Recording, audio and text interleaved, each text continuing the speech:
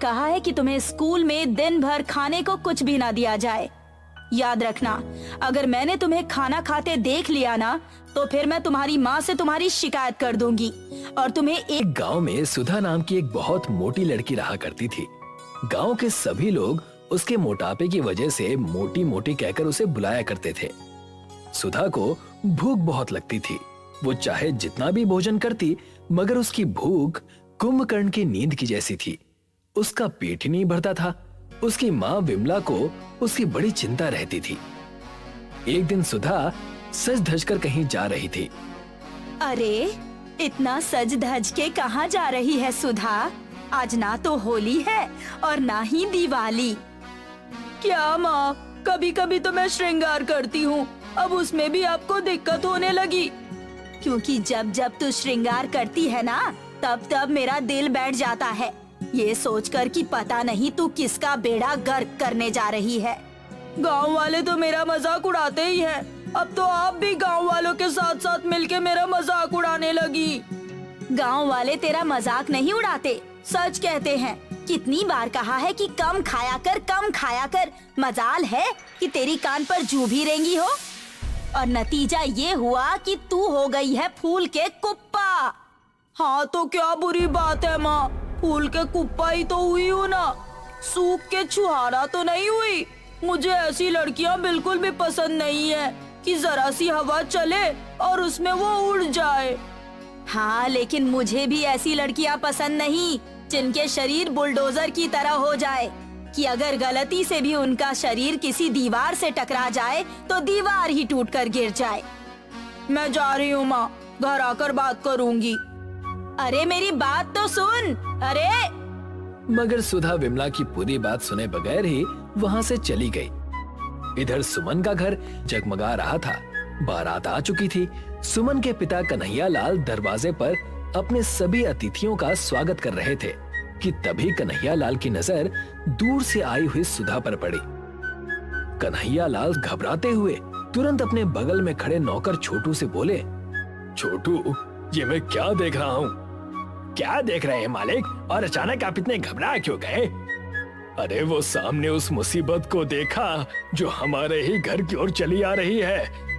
कन्हैया लाल के कहने पर छोटू ने जैसे ही सामने की ओर देखा तो उसके चेहरे पर भी घबराहट झलकने लगी। मालिक, मैं भी वही देख रहा हूँ जो आप देख रहे हैं। तेरा सत्यानाश हो जाए छोटू। तुझसे मैंने कहा था कि विमला देवी के घर पर शादी का कार्ड मत देना। मुझे लगता है कि तू गलती से विमला देवी के घर पर कार्ड देकर आ गया। नहीं नहीं मालिक, लगता है कि आप घबराहट में ये भूल गए हैं कि मैं आपके घर का नौकर हूँ, मालिक नहीं। अरे छोटी मालकिन की शादी के कार्ड तो आपने और बड़ी मालकिन ने स्वयं मिलकर बांटे थे। अब सही कह रहा है छोटू, लगता है कि मेरी इस बार की बदनामी तो पक्की है। मुझे डर लग रहा है कि कहीं मेरी बिटिया की शादी ही न टूट जाए। लेकिन ऐसा क्यों मालिक? अरे मूर्ख, सामने उस मोटी को नहीं देख रहा? सारे के सारे बारातियों का खाना खा जाएगी। जब बाराती भूखे लौटेंगे तो जाहिर सी बात है मैं कहीं मुंह दिखाने के काबिल नहीं रहूंगा। तभी सुधा कन्हैया लाल के करीब आकर खड़ी हो गई। नमस्ते अंकल जी, सुमन ठीक तो है ना?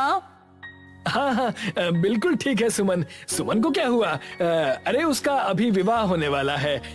नहीं, मैंने इसीलिए पूछा कि आपका चेहरा कुछ घबराया हुआ सा लग रहा है। सुधा, तुम्हें देखकर तो बड़े बड़े सुरमाओं के चेहरे पर पसीने छूट जाते हैं। वैसे क्या तुम बताओगी कि तुम यहाँ पर आई क्यों हो? अजीब बात है अंकल, मेरी इतनी पक्की सहेली की आज शादी है और मैं अपनी सहेली की शादी में भी ना आऊं।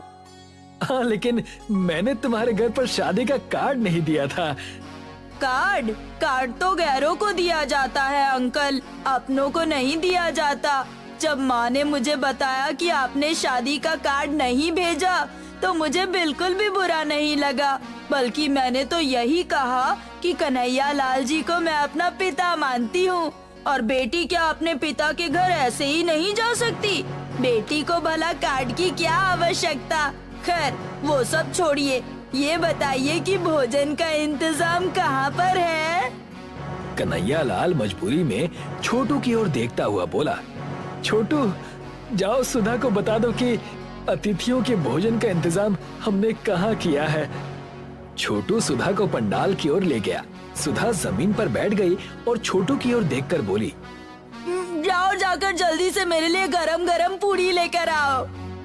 छोटू एक थाली में बहुत सारी सब्जी और कुछ पूरियां लेकर आया। अरे ये क्या है, सिर्फ इतनी सी पूरियां? कैसी बातें कर रही हो सुधा जी? अरे ये पूरे 3 आदमियों का खाना है, आप इसे इतनी सी पूरियां बोल रही हैं? अरे तुम जिन 3 आदमियों की बात कर रहे होगे उनकी खुराक बहुत कम होगी। मेरा हाजमा थोड़ा अच्छा है। तभी सुधा की नजर पूरियों से भरी हुई टोकरी पर पड़ी। जाओ वो पूरियों से भरी हुई टोकरी उठाकर ले आओ। अरे वो तो बहुत सारी पूरियां हैं। जो बोला है वो करो। क्या तुम्हारे मालिक ने तुम्हें अतिथियों का सम्मान करना नहीं सिखाया? क्या तुम अतिथि को भूखा यहाँ से जाने दोगे? लाता हूँ। इतना कहकर छोटू पूरियों से भरा हुआ टोकरा वहाँ पर ले आया। देखते ही देखते सुधा सारी पूरियां खा गई। जाओ जाकर अब की बार 2 पूरियों के टोकरी लेकर आओ। और सुनो, काशी फल की सब्जी और गुलाब जामुन भी लेकर आना। वो क्या है ना कि खाना खाने के बाद मुझे मीठा खाना बहुत पसंद है। और हाँ, सामने रायते से भरी हुई 2 बाल्टी दिख रही है ना, वो भी मेरे पास लाकर रख दो। वो क्या है ना कि खाने के बाद मुझे रायता बहुत पसंद है, खाना जल्दी हजम हो जाता है। छोटू पूरियों की 2 टोकरी लेकर आया और सुधा देखते ही देखते वो भी चट कर गई। कुछ ही देर में सुधा सारे बारातियों का खाना खा गई। यहाँ तक कि सुधा ने मिठाई का एक भी टुकड़ा नहीं छोड़ा। अब कहीं जाकर मुझे ऐसा लगा कि मैंने थोड़ा बहुत खाया है। अब घर पर जाकर खाऊंगी। सुधा वहाँ से चली गई।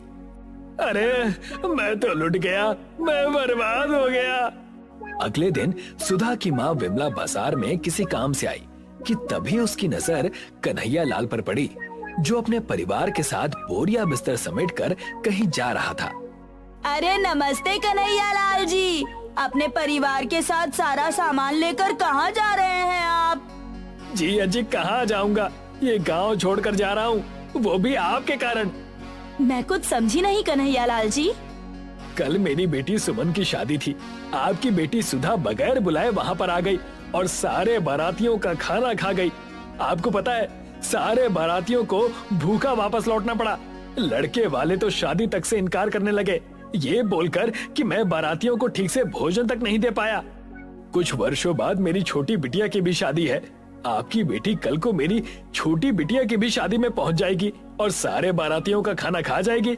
इसीलिए मैं ये गांव छोड़कर पहले ही जा रहा हूँ। इतना कहकर कन्हैया लाल वहाँ से चला गया और विमला क्रोधित होते हुए सीधे घर पर पहुँच गई। घर पर सुधा बिस्तर पर आराम से लेटी हुई थी। तो आखिरकार तुमने वही किया जिस बात का मुझे डर था। तुम्हें क्या जरूरत थी कन्हैया लाल जी की बेटी की शादी में जाने की? तुम्हें पता है, तुम्हारी वजह से कुछ देर पहले मुझे बाजार में कितना अपमानित होना पड़ा। बेचारे कन्हैया लाल जी कितने अच्छे व्यक्ति थे, तुम्हारी वजह से वो गांव छोड़कर जा रहे हैं। अब मैं क्या करूँ माँ, जब भी गांव में कहीं शादी होती है तो मेरी भूख दुगनी हो जाती है और मैं खुद के ऊपर कंट्रोल नहीं कर पाती। कितनी बार कहा है कि अपना ध्यान खाने के अलावा कहीं और लगाओ, लेकिन नहीं, घूम फिर कर तुम्हें बस खाना ही नजर आता है। मैंने सोच लिया है तुम्हें आज से काम पर भेजूंगी। काम पर भेजूंगी से क्या मतलब? बिरजू हाथी वाले के यहाँ पर 4 हाथी पले हुए हैं। तुम आज से वहाँ पर जाओगी। दिन रात जब वहाँ पर भागा दौड़ी करके उठक बैठक करोगी ना, तब तुम्हारा वजन अपने आप कम हो जाएगा। और बिरजू को मैं ये बोल दूंगी कि वो तुम्हें सुबह से लेकर शाम तक बिल्कुल भी खाना ना दे। अगले दिन विमला बिरजू हाथी वाले के यहाँ पर सुधा को छोड़कर आ गई। सुनो सुधा, यहाँ तुम्हारे घर वाले नाज नखरे नहीं चलेंगे। ये हाथी देख रही हो, इन सबको भोजन तुम खिलाओगी। यहाँ तक कि इन हाथियों को नहलाना और इनका गोबर साफ करना। ध्यान रखना, अगर मैंने तुम्हें 1 सेकंड के लिए भी बैठा हुआ देख लिया तो मैं 1 पैसा नहीं दूंगा। इतना कहकर बिरजू वहाँ से चला गया। सुबह से लेकर शाम तक भूखी रहकर सुधा की हालत खराब हो गई। तभी उसकी नजर हाथियों के बहुत सारे केलों पर पड़ी। अरे मैं तो मूर्ख थी जो सुबह से लेकर शाम तक भूखी रही।